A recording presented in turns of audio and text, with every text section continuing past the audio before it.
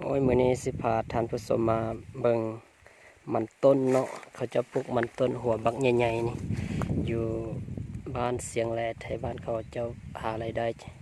จากการปลูกมันต้นนี่เป็นอาชีพหลักว่าซั่นซะเพราะว่าเขาเจ้านั้นบ่มีแนวสิเฮ็ดกินเนาะเบิ่งต้นนี้หัวบักใหญ่ๆประมาณน่าจะฮอด8-50 โลนี่แหละต้นนี้แต่ละต้นนี้มีแต่หัวใหญ่ๆเบิดส่วนนี้ก็มีประมาณ9ไร่นะครับถ้ารวมเบิดนี่นะก็น่าจะได้ประมาณ70ต้นเนาะแต่ต้นมีแต่หัวบักใหญ่ๆโอ้ยขนาดบ่ได้ใส่ปุ๋ยได้นี่คันใส่ปุ๋ยนี่สิปานใดนี่มื้อนี้อากาศก็ร้อนเลยพอดีเป็นพักเที่ยงก็เลยมาบันทึกภาพให้ท่านผู้ชมได้เห็นวิธีเขาปลูกต้นนี้มันต้นอยู่เสียงแลนานี่มันได้ดีสำใดเนาะแต่ละปีเนี่ยเขาเจ้าว่าเขาปลูกประมาณ5-6 เฮกตาร์นี่สร้างรายได้หลายกว่า100 กว่าล้านกีบเนาะตัวนี้ยังบ่ทันได้ลงแล้วก็เบื้องหลุมยังอีกยังบ่ทันได้ลงอากาศร้อนเป็นพิเศษมื้อนี้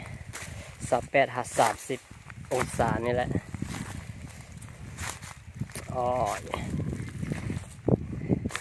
มันนี่งามอีหลีโอ้มีแต่หัวใหญ่ๆเลยเบิ่งเอาเด้อพี่น้อง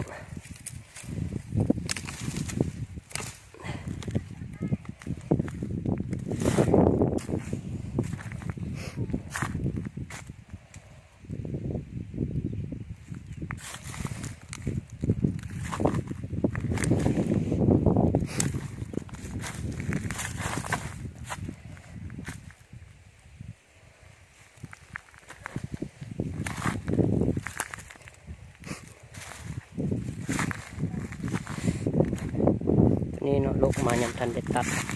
มื้อแรงนี้ประมาณจังน้อย 2-3 โมงนี่รถก็มาแกะเอาอยู่ฮอดสวนนี่เลยไปส่งโรงงานอยู่ปักสันเพราะว่าโรงงานอยู่บ้านนาซอนนี่เขาเจ้ายังบ่ทันเปิดเนาะเพราะว่าคนจีนเนี่ยเขากลับบ้านแล้วยังบ่ทันมาสินะก็เลยยังบ่ทันเปิดเลยได้ส่งไปทางปักสัน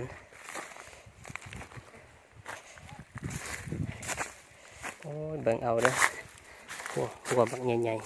ๆเป็นตาสะออนเนาะ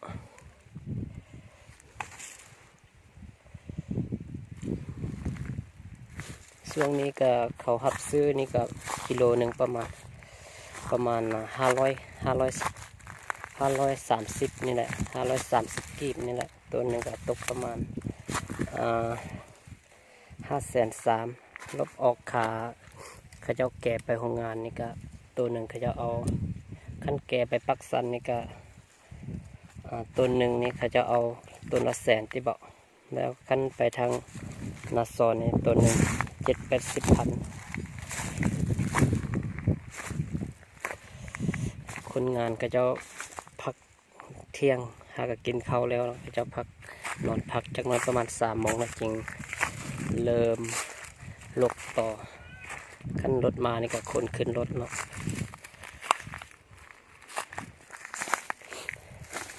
เดี๋ยวสิพาไปเบิ่งบอนที่กระจักตัดแล้วนี่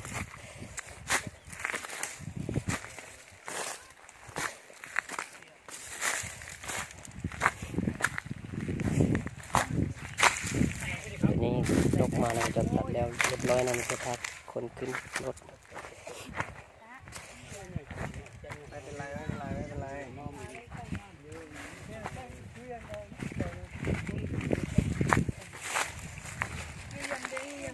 มาอย่างนี้มาเด็กเป็น เจ้าของสวนนี่เจ้าของสวนลิ้นเกมอยู่โอ้ยโมบายได้นี่ลิ้นแต่เกม นี่ พ ปู อดีพักเที่ยงโอ้ยกินส้มผู้สาวภาษาลัวเมีย ใส่คำใหญ่แท้มาลองมึงแซ่บบ่มักม่วงผักเที่ยงแซ่บ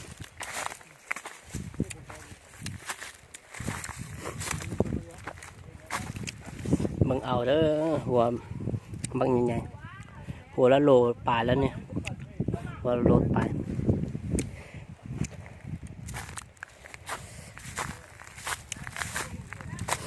เบิ่ง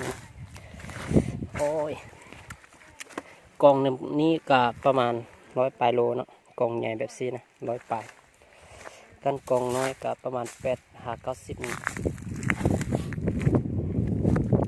เห็นบ่โอ้ยมันนี่งามเลยเลย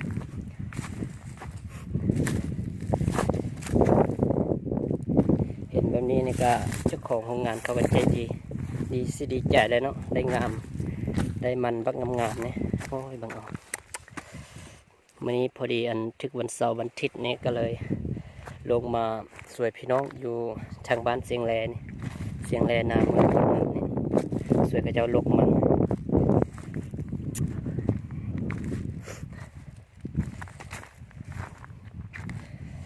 ตัวนี้นี่เป็นลำมันเนาะเก็บไว้แล้วถ้าอันนั้นเราขนขึ้นเบิดแล้วเราจึงอันมาไถแล้วก็ตัดแล้วก็ปลูกใหม่เนาะ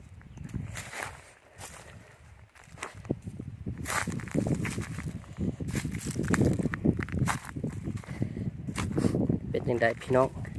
ได้เห็นมันงามแบบนี้แล้วรู้สึกยังไงเจ้าของสวนกับภูมิใจแล้วมันใหญ่แบบนี้นะ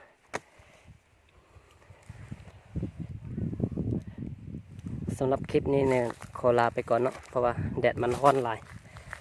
พักผ่อนกันจังน้อยอันรถมาเลยได้ขึ้นขนขึ้นรถเนาะ